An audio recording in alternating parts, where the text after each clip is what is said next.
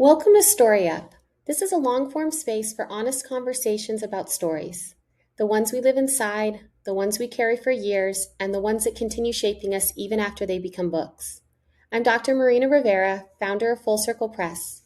I work closely with authors at many stages of their story's life, before a story is written, while it's being shaped, and after it's released into the world. StoryUp exists because I believe that stories don't begin or end with a book. They shape how we see ourselves, how we make meaning, and how we move through the world, often long before they're written and long after they're shared.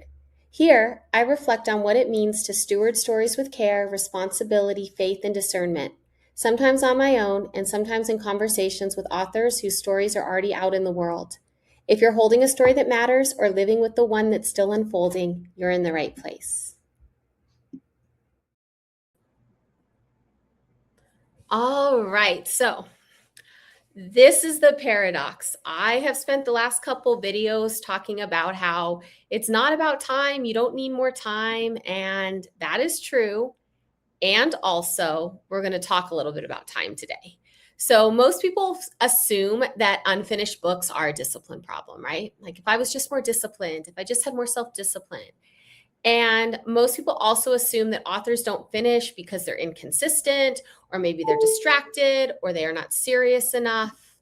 And I would say, though, that after years of coaching authors through finished published books, that I can tell you something honestly, that's usually not the real reason. It's usually not a discipline reason. It's not a motivation reason.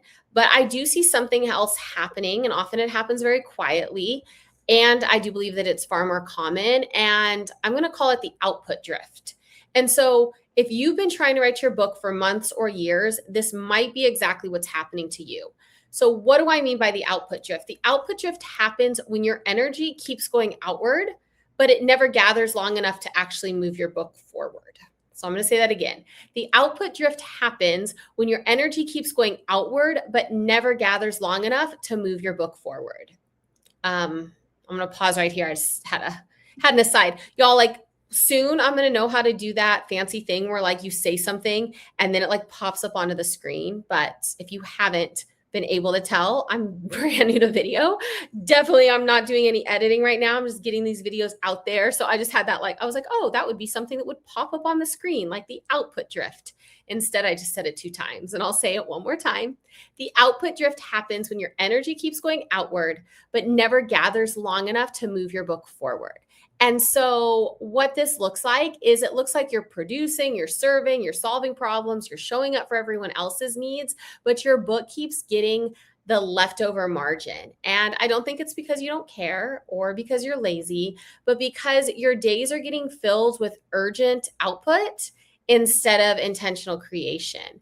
And so here's what it might look like in real life. You answer all the emails, you're helping all the clients, you're showing up at work, you're leading, you're volunteering, you're caring for family, you're making sure everybody gets fed, you're solving the crisis of the day, which are all very important pursuits, right? But by the time you sit down to write, your mind is tired, your clarity has gone out the window, your creative energy is spent on all these urgent things that showed up in the day. And so the book, the calling, the message, like it just waits, right? Again. And I find that this is especially true for many of the authors I work with. I tend to work with authors who have very busy, full lives. And I also tend to work with people who are helpers, who are leaders, who are educators. They're doing ministry work. They're servant-hearted high achievers. And so not only do they have servant hearts, they're also getting a lot of stuff done. They tend to be deeply faithful, but also deeply stretched. So their output is just going to everyone else first. And that's what I would call the output drift. And so what I would like to just share with you today is that this isn't a clarity, like it's not a clarity issue, I don't think, and it's not a character flaw for sure, but I do think that it's a structure problem. And because it's a structure problem, it's not going to be solved by just trying harder, but by building in some protected creation space into your week on purpose. So intentionally. This is time blocking, but it's more than just time blocking. It's time prioritizing, because most aspiring authors, they're trying to write in the leftover time. Like, oh, I'm going to write in the cracks of my day. Like, that is true. I talked about it 2 videos ago. If you missed that video, go back and watch it about, I don't know what it's called. It's 2 videos back. It's video number 4.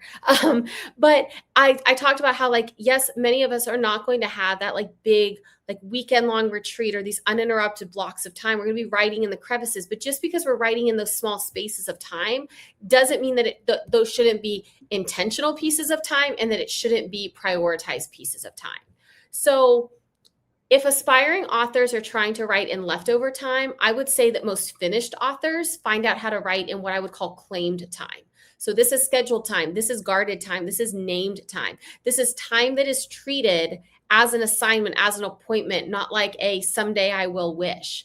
And so when we work together in author coaching, this is one of the first shifts we actually make, is we don't just talk about your message, which is vitally important, but we also build your writing structure, because without this structure, calling can often lead to delay. But I do think that calling with structure, this is what can lead to completion. And so if you are sitting here watching this and you've been discouraged about your progress, I want to say this to you gently. Like, you're not where you are because you are incapable. You may simply be caught in the output drift. And I would say that this doesn't just apply to book writing. Like, anything in your life that you feel like you're called to do, like maybe it's like starting the business, maybe it's healing your marriage. I mean, whatever it is, you might be caught in the output drift. But once you see it for what it is, you can correct it with, I believe, the help of Holy Spirit and a lot of surrendered and submitted time to God. Like, I believe he's the one that does the healing. I believe he's the one that gives the inspiration. And I also believe he's the one that when we come to him and say, Lord, help me find this protected time to do what you have called me to do, he will give us strategy in that as well.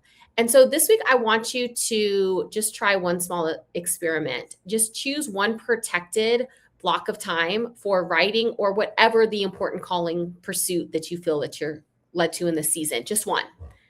And put it on your calendar like an appointment you would not cancel. What is one appointment you would not cancel?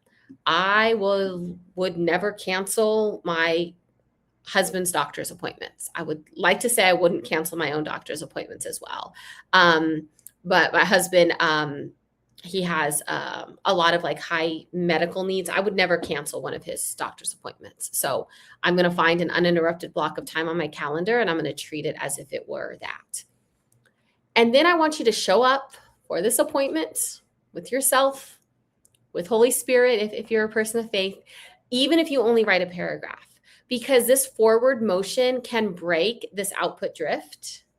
And if this at all resonates with you, first of all, if you try it, come back and say, like, if you're committing to trying it, say, I'm committed, I'm going to try it. And if you do try it, come back afterwards and say, like, I did it. And if this video is resonating with you, I would love to hear from you in the comments. I would love if you would share it with somebody.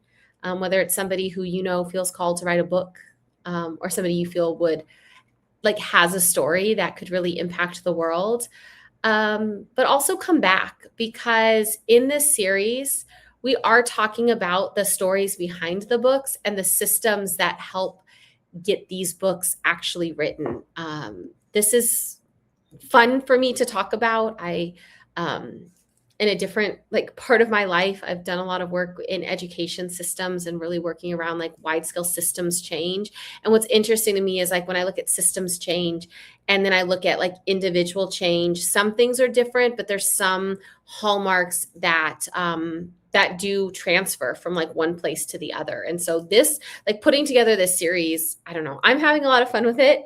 And I hope that whether you're having fun with it alongside me, or you're like, well, this isn't necessarily what I would consider fun, Marina, but it is something that I consider useful, like keep showing up. I am looking forward to building out this series in community with you all.